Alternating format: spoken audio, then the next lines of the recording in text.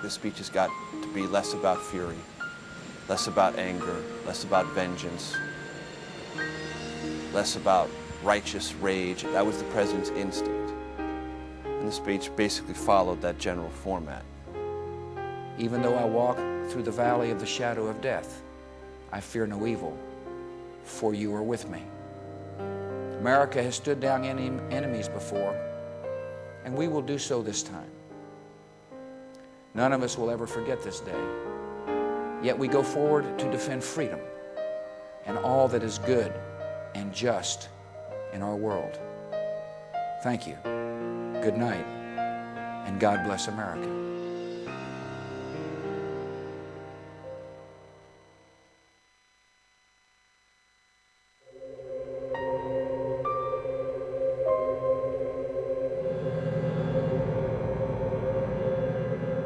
It is almost 22 hours after the unspeakable terrorist incident that has forever changed New York City.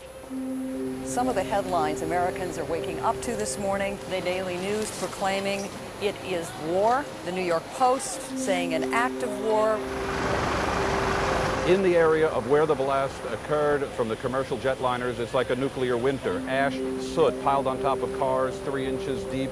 If yesterday was surreal, today is all about reality. Today we're going to start to get a sense of the dimension of this. We have been successful in recovering at least one other person, and we're in the process of doing everything we can to try to locate other people. Across America, the hope still goes on that many more people will be rescued from that rubble in New York City and perhaps even at the Pentagon. It is shortly after 8 o'clock in the morning in Washington, and at 8 o'clock, part of the Pentagon opened up for work. The Pentagon was insistent that it wanted to show that it was still in operation. The search is beginning inside now as they try and find out exactly the human tragedy of this catastrophe that has befallen the Pentagon. All night long, Miles, the dome light on the very top of the Capitol has been burning here. The Congress never officially went out of session. That light. The light was on, and I remember just that striking me, that it was so symbolic that they left the light on to show that democracy was still okay.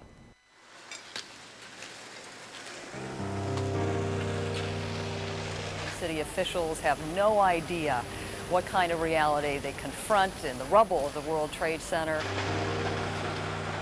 It was hell down there. It made me sick. It made me sick to my stomach to see it. Then you would turn a corner and you would see these heroic rescue workers. And these people worked 24 hours on, 24 hours off, and they were not going to give up until they were 100% sure that one of their own wasn't left behind. There were trucks and police cars everywhere you looked. You couldn't move, streets were closed, there was no place to get food, nobody was going to work. The NASDAQ, the Dow Jones closed, all public schools are closed. I mean, there was no business for anyone to do, and the city was weeping. The mayor expects the fatality numbers to be horrendous. He calls them, quote, very, very high. The numbers that we're working on are in the thousands. We thought this would be like Oklahoma City, where you'd have injuries and amputations to get people out of heaps of debris, but there weren't any. Either you were okay or you were dead, basically. September 11th certainly opened the eyes of an entire nation. All I remember hearing, apart from the grief, obviously, and the shock, was questions such as, why? Who are these people? Why do they hate us? We want answers. We want to know. U.S. officials confident that the evidence right now pointing to affiliates or associates of Osama bin Laden. When it became clear that bin Laden was probably involved and that Afghanistan was at the core of this, we knew Nick Robertson was there. You can hear me. And started making plans to go to him. Certainly, Osama bin Laden is a figurehead, not only in Afghanistan, but in this part of the world. He is somebody that some young followers of Islam might look towards as a particular type of leader that they behold. The deliberate and deadly attacks which were carried out yesterday against our country were more than acts of terror. They were acts of war. I think he was very forceful. Thank you all. He was clearly in charge. He was shocked, like all of us, and he was angry. I've just been told that the United States Senate is being evacuated. That, What I can tell you is that people are very much on edge here, as there was a suspicious package, and that's why they're evacuating the members of the House. Come on, come on. Back, please, back. Don't run, don't panic, don't get hurt, calmly, be quickly. The building here in Midtown Manhattan has been evacuated because of what's being described as an unspecified bomb threat. Damn terrorists! All of a sudden, I saw everybody moving off the rooftop. And I said, what's going on? Move off the block. And they said, it's a bomb scare. People in the city, as you can imagine, are enormously tense. We were living, all of us, in this odd cocktail of fear and rumor and vulnerability. We're not reporting a bomb threat. He called me at 10 to 9 and said, our building has just been hit by a plane. There was the second plane that came around and slammed into the building. When he went to work, his mom said goodbye to him, gave him a big kiss, and never saw him again. And I said, oh God, John, please get out of there safely.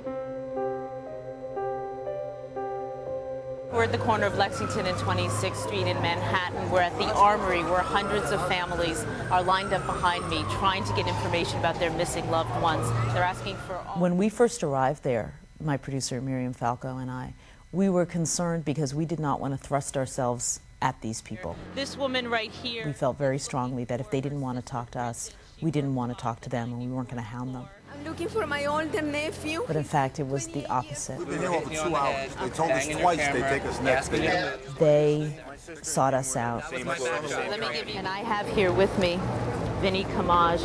Several different people stand out in my mind from September, and one of them is Vinny Kamaj. He was the first interview that I did on camera.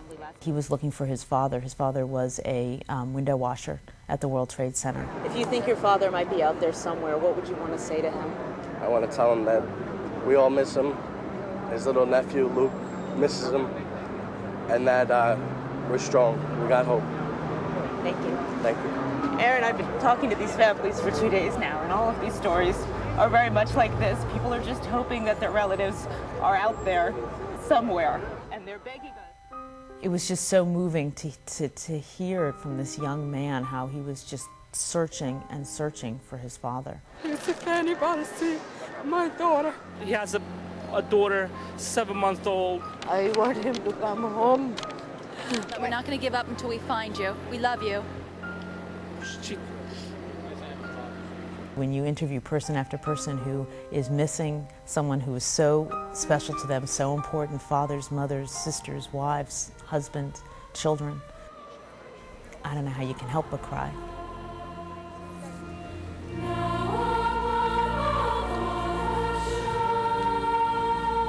This is part of the prelude to this prayer service that was called yesterday by President Bush when he said today would be a day of national prayer and remembrance. A striking picture if you just look at the pews. You see the former presidents, you see Al Gore there.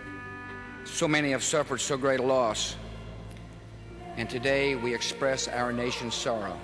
The most interesting moment of the day was after the president spoke and he came back and sat down in the pew, and his father reached across and just grabbed his hand, and it was sort of an attaboy, or good for you. I can hear you, the rest of the world hears you, and the people who knock these buildings down will hear all of us soon. I think people understood what he was saying, and you could see it in the reaction. Do you want bin Laden dead? I want him held. I want justice. And there's an old poster out west, as I recall, that said "Wanted, dead or alive." We are one country today, committed, unified in the pursuit to find and punish and obliterate those who committed that horrible act against this great nation. The emotion here is rising dramatically. Everybody is moving into position. Our heroes will now open the marketplace. The determination not to allow terrorists to shut down our financial system was absolute. The markets today tumbling right from the opening bell. The Dow Jones Industrials plunging more than 650 points. Over the course of the next 5 days, $1 trillion in market capitalization was ripped out of our financial markets.